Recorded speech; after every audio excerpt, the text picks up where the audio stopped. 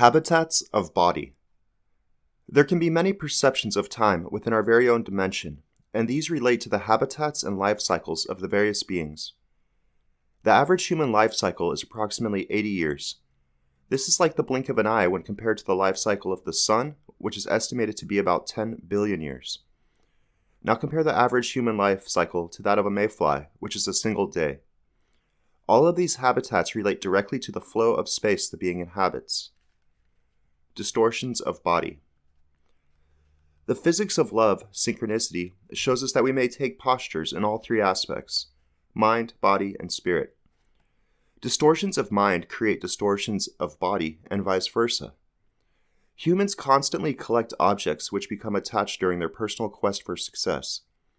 This leads to distortions within spirit and the greater vortex of time. This could include items like a home and a vehicle, to simple items like plates and silverware. They also include postures, like how one walks and how one does their hair. Each of these objects that we identify as ours or owning somewhat becomes part of the self. For example, it's not okay for someone to use your vehicle without permission because it is yours. It is part of how you identify yourself, and you've claimed mental and physical ownership. It is somewhat delusional, and the concept of ownership alone is a creation of human imagination. However, it is important to respect the delusions of others as societies function on these premises. Weakened by distortion. A distortion could be considered any posture that we hold that stems from a thought process or environmental situation. This includes cultural expectations as they highly influence the pacing motions of our lives. Material possessions also expand our body to misalign with the incoming flows of creation. Aligning the body. When it comes to health, aligning with the greatest orbits of our experience is to properly align the body for its greatest manifestation. The natural circadian rhythm is key for this process and gives us great insight into the relationship between the physical and conscious realms. Mind, the shifter and reorganizer of nodes, shows us that our conscious modes are controlled by tidally locked fluids within the fifth dimension. These modes of experience are related to the dimensions of the physical and are regular in relationship to our consciousness. Knowing that consciousness is primary, we see that the timescale of the physical day is secondary to the orbits of conscious experience. Aligning the body to the conscious fields is key. Do we align our body to the conscious fields, or do we align consciousness to our body? Which is primary and which is secondary? Both options are possible and both achievable. However, there is a rather large difference between the two. Aligning consciousness to body. Aligning consciousness to body is to fully control your experience within our dimension and to disregard the natural flows of creation. It is to cause a misalignment within the densities of beings of less dense realms, while creating a unique habitat that is unable to harmonize with other denser realms of creation. It is to create a unique realm of denser and denser creations, while pulling the motions of less dense realms from center. This tends to lead to more of a service to self, or selfish existence. When it comes to connecting to beings of various densities, you would most likely be connecting to denser realms of your own creation as you become disconnected from the greater orbits within time. This leads to disconnecting from the greater flows of reality and causes you to become stuck within your current realm. Aligning body to consciousness. Aligning your body to consciousness will connect you to the greatest orbits of experience. You'll be properly connected to the natural flows of creation as the energy drifts inwards through dream state, into wake state, and into denser realms. It will allow you to gather information from all realms of experience and allows the denser realms of your manifestation to harmonize with the natural flow as well. The easiest way to connect with the greatest flows of experience is to connect with the rising and setting of the sun. This will help your body align with the natural circadian rhythm of the conscious fields within time. This would be aligning with our daily orbit. We see through our gyroscopic precession that there is another alignment related to the orbit around the sun. This alignment occurs roughly every 185 days and may be related to the 4 seasons of the year.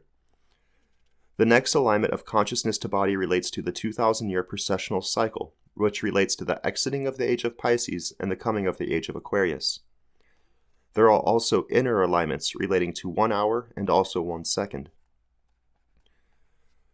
Conscious anchors. Each item we identify as ours acts like anchors when it comes to the potentiality of conscious projections. All vehicles get you from A to B physically, and so what is the difference? There are obvious differences when it comes to speed, style, comfort, and etc. However, some aspects are arbitrary. Why does the color of your vehicle even matter? Speed through reality. Humans on average take a picture of reality 60 times in a second. This means our limitation of conscious perception is determined by the conscious snapshot and our motion. If you walk down the road, you will have taken more conscious snapshots of the road versus when you drive down it. Did the earliest humans have vehicles, or did they walk or run? At what point did we start using secondary means for transportation? The first vehicles may have been a horse or other animal. Each upgrade in speed causes more and more disconnection from the natural flows of space and more separation with each other. Let's do a quick example. Let's say the road is 1 mile long. Driving at 60 miles an hour, you would have driven the entire length of the road in 60 seconds. Saying we take a snapshot 60 times per second, you could say that you have taken 3,600 conscious snapshots during that 1 mile journey. Now for the next example, let's say we walk on average at 5 miles per hour. This means it would take 12 minutes to walk the mile. You could then say that 12 minutes translates into 720 seconds. Multiply that by 60 conscious snapshots a second, and you get 43,200 conscious snapshots total for the same length of road. It isn't natural for the human body to move faster than its fastest sprinting speed. Let's do a quick airplane example. Imagine you are now on a plane that goes about 500 miles per hour. It would only take 7.2 seconds to traverse the distance of 1 mile.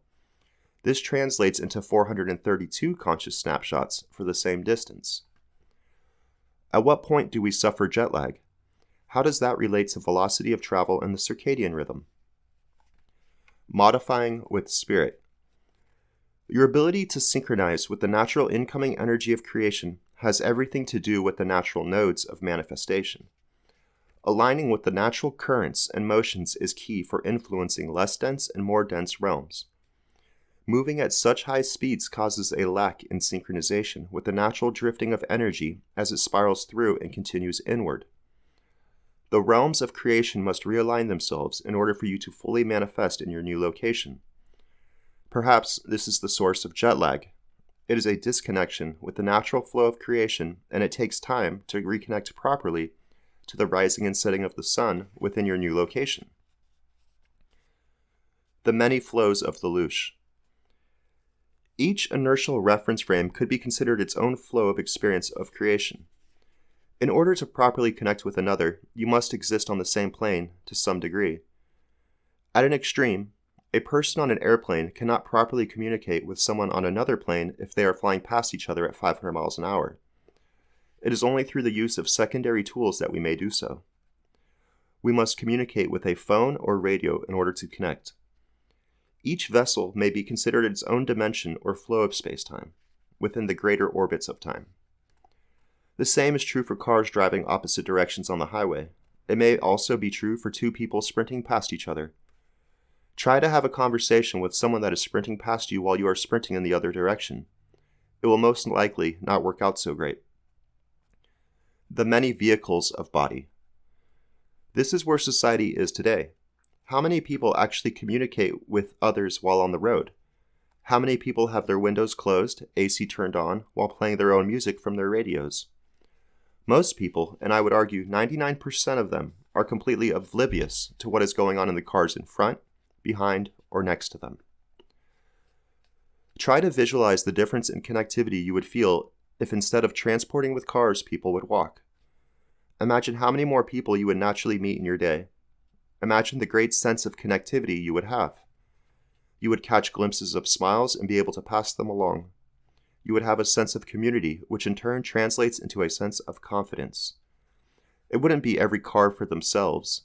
The road rage mentality of society would be gone. What is this road rage mentality? Where does it come from, and what may be the source of discomfort? Individual delusions overlap. From the moment you start walking to your vehicle, you have purpose. In other words, from the moment you start walking to your vehicles, you have projected an experience which needs to be accomplished. It is a projected spiral of delusion and control that is independent of everyone except those included within the crystal of conscious co-creation. Those individuals would include the people you're intending on spending time with, or more accurately, spiraling the fluid into a shared experience separate of the greater flows. It is a disconnection from reality and jump into a personal delusion. Laminar flows of space. The one flow we all share is our natural rotation about the center of the Sun and Earth. This is why the natural circadian rhythm has so much importance. It connects your body to the greatest flows of our 4D spacetime of X, Y, Z, and T, and allows you to synchronize with all beings from trees to the deer in the woods. What goes to dreamland? When we dream, our physical reality stays behind and the mind jumps into the theta and delta fields. Holding attachments when entering into dreamland will cause you to misalign with the natural conscious fields of creation. As discussed in Mind, the shifter and reorganizer of nodes, this will cause your conscious mind to shut off as the subconscious mind or universal mind takes over and guides you back to the laminar flow. In essence, holding material postures will prevent dreams from becoming lucid. The many bodies of you. All spirits have a relative body. Where do you begin and where do you end? The fifth dimension shows us that the energy of our creation extends from the edge of the lower verse and spirals inward into a wake state and then into denser realms of the noviverse. You have relative bodies in each of these dimensions. They exist in the now, and information may be transferred from one to another. An easy way to see it is to consider lucid dreams. If your dreams are lucid, then you are passing information from the lower verse into your waking day. Connecting to the greatest flows of creation is key for this effect.